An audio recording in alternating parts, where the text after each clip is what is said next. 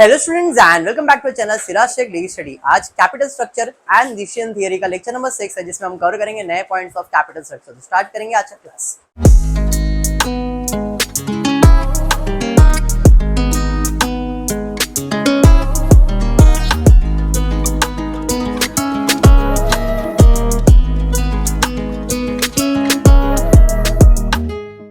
अच्छा, in the previous class मैंने आप लोग को सबसे पहला इस टॉपिक में क्या क्या किया एक बार रिवाइज कर लेते हैं। फर्स्ट, कॉस्ट ऑफ कैपिटल, केई, केपी, केडी, डब्ल्यूएसीसी मेथड किया। उसके बाद कैपिटल स्ट्रक्चर किया, एनआई अप्रोच, एनओआई अप्रोच। उसके बाद हमने गॉर्डन का फॉर्मूला किया था, गॉर्डन अप्रोच किया था। आज वॉल्टर अप्रोच करने वाले। इसके अंदर अलग अलग ऑथर्स हैं और सब अपना अपना फॉर्मूला लेके आएंगे और फॉर्मूला बेस्ड ही सम सॉल्व करने का। बैफ की बात करूंगा तो बैफ को जो टेक्स्ट बुक अपन रेफर करें वो तो करना है। उसके अलावा सेत पब्लिकेशन करके एक टेक्स्ट बुक होता है, उसमें और ज्यादा सम्स मिलेंगे। If you want to practice more तो उस पब्लिकेशन के टेक्स्ट बुक से आप प्रैक्टिस कर सकते हो। एमकॉम की बात करूंगा तो एमकॉम जो यूनिवर्सिटी का टेक्स्ट बुक है, उस टेक्स्ट बुक के अलावा कुछ बुक रेफर मत करो। आपके टेक्स्ट बुक में जितने सम्स है उतने ही टेक्स्ट बुक के सम्स को रेफर करो, फॉर्मूला मेरा अप्लाई करो, डेफिनेटली आंसर्स मिलेगा। क्लियर है क्या? आज हम स्टार्ट करने जा रहे हैं वॉल्टर मेथड। वॉल्टर मेथड में भी हम लोग को price of shares he find करना है, बराबर है। अब इस भाई साहब के दो कंसेप्ट है, एक है डिविडेंड और एक है dividend policy model.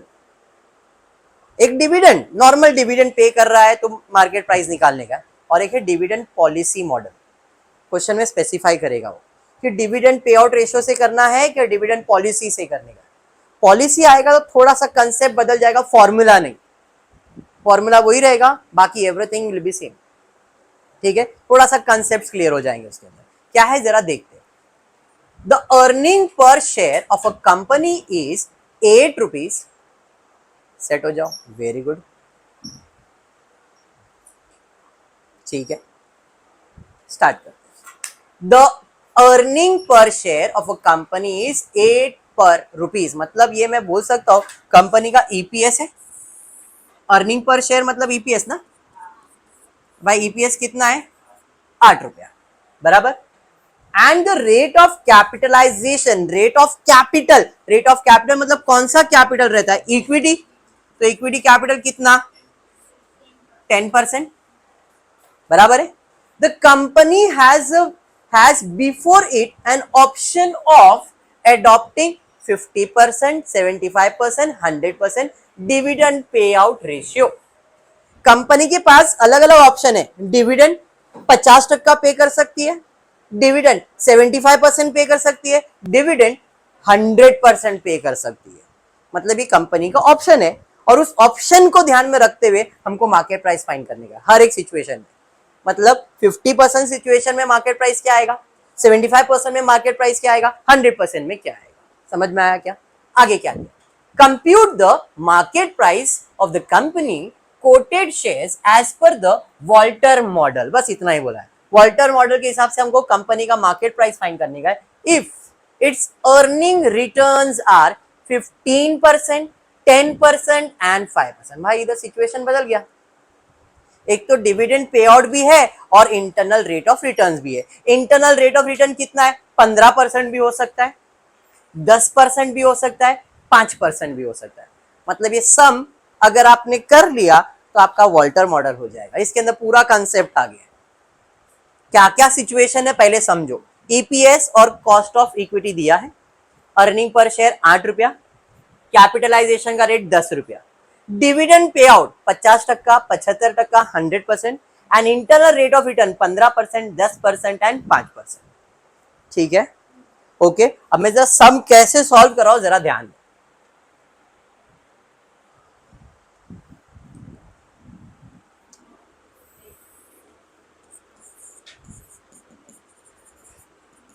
Situation number 1 में डीपीएस, डिविडेंड पे आउट ले रहा हूं 50%। अगर मैं डिविडेंड 50% दिया ना, 50% डिविडेंड पे करेगा। डिविडेंड 50% पे करेगा तो इसके 3 कंडीशन ले लेता हूं। That is IRR, internal rate of return, या तो 15% हो सकता है, या तो IRR कितना हो सकता है, 10% हो सकता है, या तो IRR कितना परसेंट हो सकता है। ये अलग अलग सिचुएशन में IRR लिख लिया, क्योंकि इसका फॉर्मूला क्या कहता है, मार्केट प्राइस अगर आपको चाहिए तो डिविडेंड चाहिए। क्या मुझे डिविडेंड मालूम है? हाँ बोला है, डिविडेंड कितना पे करने का, 50%। IRR मालूम है? हाँ जी, अलग अलग है, 15%, 10%, 5%, मतलब 3 बार सॉल्व होगा। अरे बात समझा। उसके बाद EPS, हाँ जी मालूम है। DPS तो मिल जाएगा, कॉस्ट ऑफ इक्विटी मालूम है। अरे समझा मैं क्या बोल रहा हूं। चलिए सम सॉल्व करते हैं। सिचुएशन नंबर 1 में market price will be, dividend कितना पे करना है, डिविडेंड किसका पे करोगे, आपके शेयर्स के ऊपर। आपका शेयर्स का वैल्यू कितना है, अर्निंग कितना है, 8 रुपया। 8 रुपए का कितना परसेंट डिविडेंड बोल रहा है, 50%। मतलब यहां पे डिविडेंड आ जाएगा 4 रुपया, डिविडेंड आ गया 4 रुपया। अरे हाँ, कैसे 4 रुपया समझा, 8 रुपया था, 8 का 50%, okay. Plus internal rate of return कितना percent, 15%, 0.15 upon cost of equity कितना परसेंट, 10%, मतलब 0.1 बराबर bracket EPS earning per share, DPS dividend per share, अभी अभी तो फाइंड किया, अपॉन कॉस्ट ऑफ इक्विटी। समझा क्या किया। चलिए अब ये तो कैलकुलेटर का कमाल है, जादव आंसर दे रहा है कि दूसरा कोई देख लेते।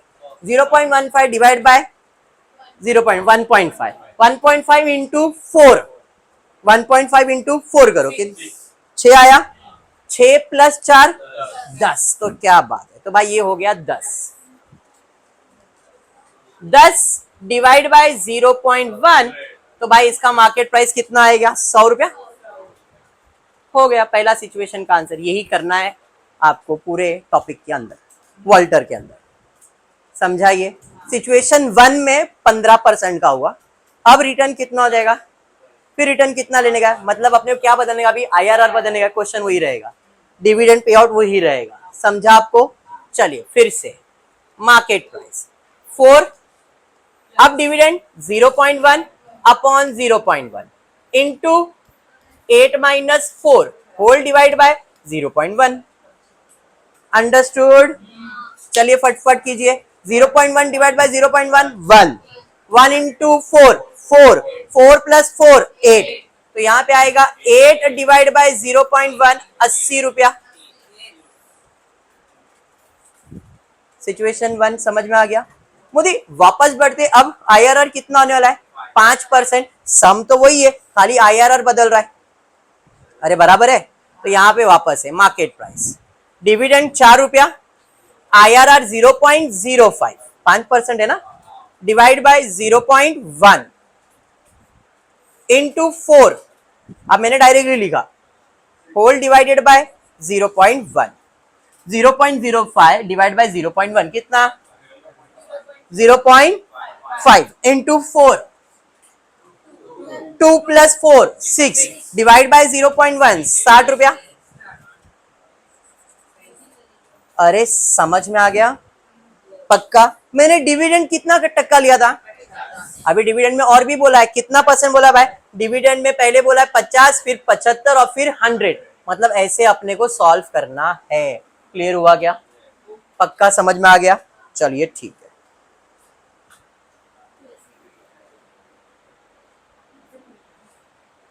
एक एक सिचुएशन ले लेते, फटफट सॉल्व करते हैं। ये मैंने एक सिचुएशन लिया, अब डिविडेंड पे आउट को कितना कर देता हूं, 75%, बाकी इंटरनल रेट ऑफ रिटर्न ऐसे ही रहेगा। ओके, तो 8 का 75% वैल्यू निकालो, 8 का 75% वैल्यू 6 रुपया आएगा। अरे यस, तो यहां पे अब सिचुएशन नंबर 2 में market price will be, dividend हो जाएगा 6 रुपया। अरे हाँ, चलिए plus return 0.15, 0.1, 8 minus 6 divide by 0.1। Understood.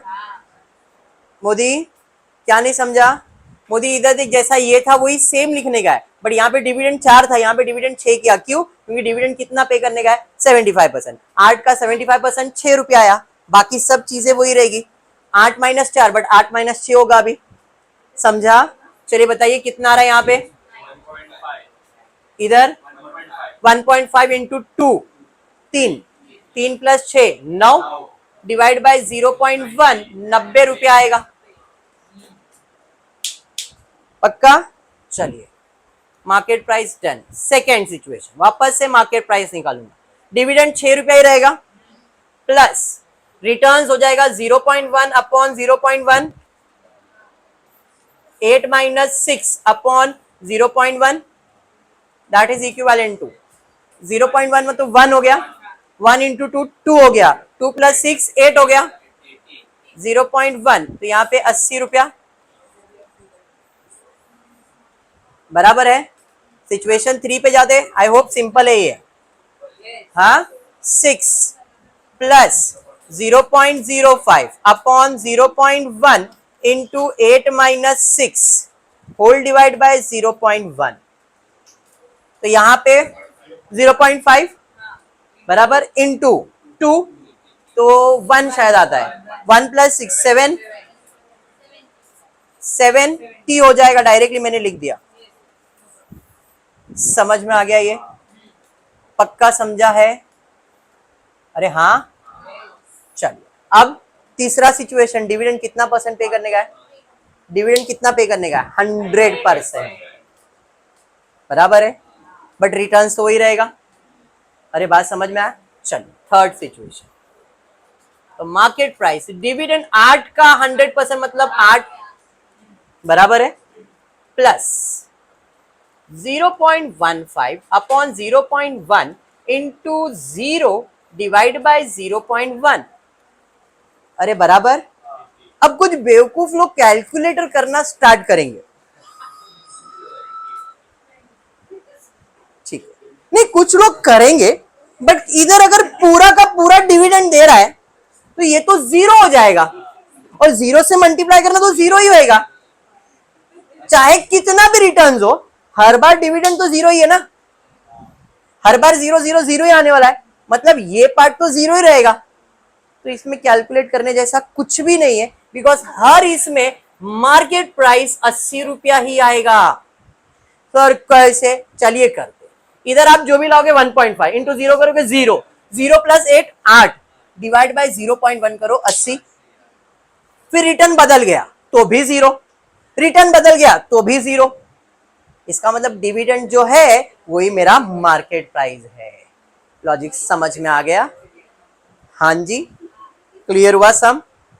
पक्का समझा? तो यहां पे मैंने एक सम में कितने सम्स कर दिए? 3 प्लस 3 प्लस 3 9, अलग अलग सिचुएशन। हाँ, ये तीनों में आंसर सेम है ना? इधर एक ही बार होएगा, हर सिचुएशन में आंसर इज ऑलवेज 80।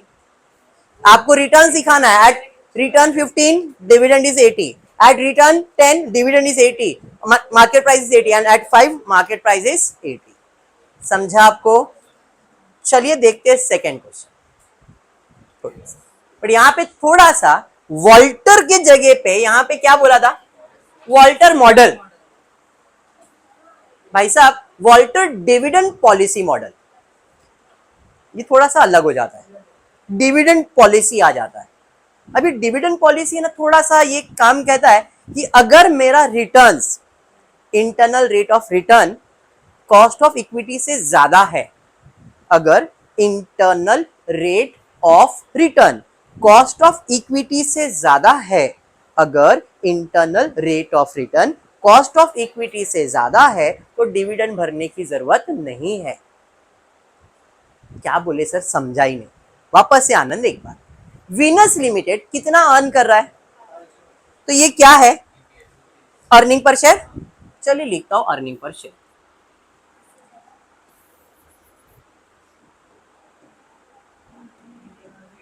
ईपीएस कितना है भाई? ईपीएस 5 रुपए। उसके बाद दिया है द कैपिटलाइजेशन रेट, मतलब cost of equity, and return on investment, return on internal rate of return कितना है? 15%। इसके पहले भी ऐसा सिचुएशन आया हुआ है, जैसे इस सम में इंटरनल रेट ऑफ रिटर्न 15% था, कॉस्ट ऑफ 10 था, इंटरनल 10 था, ये 10 था, ये 5 था, ये 10 था, ये सिचुएशन आया। बट ये चीज मैंने इस समय एक्सप्लेन नहीं किया क्योंकि वहां पे वॉल्टर अप्रोच था, यहाँ पे वॉल्टर डिविडेंड अप्रोच है। दोनों में यही फर्क है, समझ में आया? तो वॉल्टर डिविडेंड पॉलिसी मॉडल क्या कहता है, अगर internal rate of return cost of equity से ज्यादा है, अगर internal rate of return cost of equity से ज्यादा है तो डिविडेंड मत पे करो। तो क्या, डिविडेंड मत पे करो। सर ऐसा क्यों, डिविडेंड क्यों नहीं बनेगा? उसको मालूम है मैंने पैसा लगाया, मेरे को पैसा रिटर्न दे रहा है, तो खाई के लिए मैं डिविडेंड दूंगा। मैंने जो पैसा इन्वेस्ट किया है वो मुझे इक्विटी से ज्यादा ही रिटर्न दे रहा है, तो मैं इन्वेस्ट किधर करूंगा? शेयर्स में करूंगा कि इन्वेस्टमेंट में करूंगा? इन्वेस्टमेंट में ही ना, क्योंकि शेयर में करूंगा तो डिविडेंड तो कम मिल रहा है। कॉस्ट ऑफ इक्विटी मतलब डिविडेंड, इधर डिविडेंड कितना मिल रहा है और रिटर्न्स कितना मिल रहा है, तो कौन सा बेवकूफ है शेयर्स में इन्वेस्ट करेगा कि इसमें इन्वेस्ट करेगा? आप बोलो। अगर ये 10%, ये 15, तो आप किधर इन्वेस्ट करोगे? इधर ही करोगे ना, डिविडेंड में करोगे क्या? तो बस यही बात मैंने आपको एक्सप्लेन किया, समझा? अगर cost of equity internal rate of return से ज्यादा है, sorry, internal rate of return cost of equity से ज्यादा है तो डिविडेंड पे करने की जरूरत नहीं है, तो dividend will be by default zero. समझ में आया? तो dividend pay out ratio will be zero. Understood? चलिए, तो भाई और कुछ बोला है क्या? नहीं। देखो यहाँ पे डिविडेंड के बारे में कुछ बोला भी नहीं था।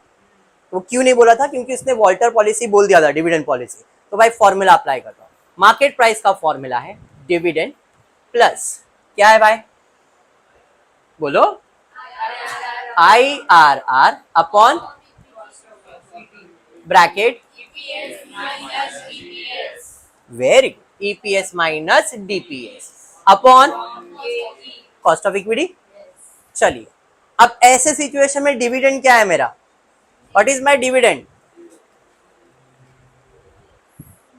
क्यों? क्योंकि internal rate of return is greater than cost of equity, therefore, समझ में आ गया? चलिए, डिविडेंड तो जीरो है, plus internal rate of return, cost of equity, EPS, dividend upon, समझा? फटाफट से कैलकुलेट कर लेंगे। 1.5 इंटू 5, 1.5 इंटू 5,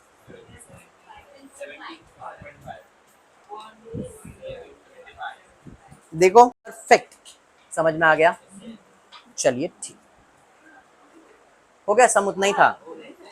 अरे समझा ना, एक ही सिचुएशन उधर और कुछ भी नहीं था भाई, खत्म हो गया, देख लो। हाँ चलिए, और एक सम लेके, Bajaj limited has the following dividend policy as per Walter model. Dividend policy बोल दिया है। The estimated earning for the current year of the firm is 10 lakhs। Earning current year में कितना कमा रहे? 10 lakh. It is estimated that the firm can earn 2 lakhs। अभी 10 लाख कमा रहे, फ्यूचर में कितना कमा सकते हैं? 2 लाख कमा सकते हैं। If the profit for the retain is fully, return on investment is 15%, firm has 1 lakh equity shares, find out dividend payout ratio in order to maximize the wealth of the shareholder, current market price of the share, earning per share। बहुत सारी चीजें पूछी गई है, but आपने सब ये सब किया है, जरा ध्यान दो। सबसे पहला, कंपनी कितना कमा रही है? पहले कमा रही थी, इस साल कितना कमाने का एक्सपेक्टेशन है? 2 लाख कमाने का एक्सपेक्टेशन है। पहले 10 कमा रही थी, अब 2 कमा रही है, तो कितना परसेंटेज ऑफ अर्निंग बताओ, कितना परसेंटेज रहेगा? Percentage of earning. मैं 2 लाख कमाने वाला हूं, पहले कितना कमा रहा था? 10 लाख इंटू 100, 20%। अरे समझा कि नहीं? सीधा हिसाब था। अगर 10 लाख 100% है तो 2 लाख कितना परसेंट? मैं कितना परसेंट कमा रहा हूं? कितना परसेंट कमा रहा हूं? 20%। जो कमा रहा हूं वो पैसा इन्वेस्ट किया तो कमा रहा हूं, मतलब ये मेरा क्या है? Cost of capital. क्योंकि इंटरनल रेट ऑफ रिटर्न तो दिया हुआ है, कहीं पे भी कॉस्ट ऑफ कैपिटल दिया है, तो ये मेरा कॉस्ट ऑफ कैपिटल हो गया। बात समझ में आ गया? तो मुझे क्या मिल गया? के ई कितना परसेंट? IRR कितना परसेंट, समझा, हाँ या नहीं, यस और नो। चलिए ठीक, मैं कितना कमा रहा हूं 10 लाख और कितने शेयर्स है मेरे पास, तो मैं ईपीएस फाइंड कर सकता हूं, अर्निंग पर शेयर्स। कमा रहा हूं 10 लाख और ये 10 लाख कितने शेयर होल्डर का है, 1 लाख शेयर होल्डर का है। अर्निंग पर शेयर कितना, 10 लाख कमाया, 1 लाख शेयर होल्डर में बांटने का है, तो मतलब एक शेयर होल्डर को कितना देने का, 10 रुपया, तो मुझे ईपीएस मिल गया 10 रुपए। क्लियर, और कुछ पूछा है नहीं। अब देखना है आईआरआर कितना है, कॉस्ट कितना है, आईआरआर कम है तो क्या डिविडेंड, पूरा का पूरा डिविडेंड, अरे हाँ पक्का, समझ में आया क्या बोल रहा हूं, पक्का समझ में आया या नहीं, क्लियर है। कि ये जो रिटेन किया है ये मैंने कैपिटल के लिए किया है, मतलब कॉस्ट ऑफ इक्विटी कितना परसेंट है, 15%। कॉस्ट ऑफ इक्विटी कितना है, 15%। और ये जो मैंने 20% निकाला, अब ये कॉस्ट ऑफ इक्विटी नहीं रहेगा, ये मेरा बन जाएगा आईआरआर। अरे बात समझ में आया क्या, पहला चेंज क्या हुआ, क्लियर है, हाँ या नहीं। वापस एक बार एक्सप्लेन कराओ, जरा ध्यान देना, कंफ्यूजन मत होना, वापस ये चीजें स्टार्ट से करवा देता हूं, ध्यान पूरा रब कर रहा हूं, खाली इतना ध्यान देना, ये सारी चीजें सेम रहेगी, इसमें कुछ भी चेंजेस नहीं है। 10 लाख सॉरी 2 लाख कमा रहा था, 10 लाख है तो ये कितना परसेंट है, 20%। क्लियर है यहां तक। ईपीएस निकाला 10 रुपया आ गया, बट इसको मैंने अज्यूम किया था ये मेरा कॉस्ट ऑफ इक्विटी है, but this can't be cost of equity. Reason है उसका, क्वेश्चन में बोला है कि जो भी तुम कमाने वाले हो वो company, the profit was written fully, और जो रिटर्न ऑन इन्वेस्टमेंट रहेगा वो कितना परसेंट रहेगा। रिटर्न ऑन इन्वेस्टमेंट मतलब मैंने जो पैसा लगाया उस पर रिटर्न कितना है, तो जो मैं पैसा लगा रहा हूं वो कितना लगा रहा हूं, 10 लाख, और कमा कितना रहा हूं, 2 लाख। मतलब ये क्या बन गया, कॉस्ट ऑफ इक्विटी बन गया 15%, और जो अब कमा रहा हूं वो कॉस्ट ऑफ इक्विटी नहीं रह के क्या बन गया, इंटरनल रेट ऑफ रिटर्न। अरे बात समझ में आ गया, हाँ जी, पक्का समझा, यस और नो, 100%। उसके बाद ईपीएस आपको मालूम ही है, ईपीएस क्लियर है, ईपीएस में कुछ भी चेंजेस नहीं भाई, ईपीएस तो 10 रुपया है। अब मेरा मार्केट प्राइस का फॉर्मूला क्या है, dividend bracket IRR upon cost of equity bracket EPS minus DPS upon cost of equity. Dividend इस केस में क्या आएगा, 0, इंटरनल रेट रिटर्न ज्यादा है, कॉस्ट कैपिटल कम है, तो पूरा रिटेन करूंगा मैं, तो डिविडेंड विल बी 0। अरे यस, प्लस आईआरआर कितना परसेंट है, 0.2, इंटरनल कॉस्ट ऑफ इक्विटी कितना है 0.15, ईपीएस कितना है 10 अपॉन 0.15। अरे यस, चलिए करिए, 0.2 डिवाइड बाय 0.15, 1.3 इंटू 10, 13 ना, 0.33, ओके, डिवाइड बाय 0.15, 88.88 जो भी करने का। समझ में आया क्या, ज्यादा नहीं, इतना ही लेता हूँ, नेक्स्ट लेक्चर में इसके आगे समझ लेता हूँ, तुम्हारा कैपेसिटी खत्म हो गया, समझ में आ गया, ठीक है क्या। आज के लिए इतना ही करते हो, फुली वीडियो पसंद आया तो प्लीज वीडियो को लाइक कर देना, फ्रेंड्स ग्रुप में शेयर करना, चैनल को सब्सक्राइब करना। Thank you for watching the video.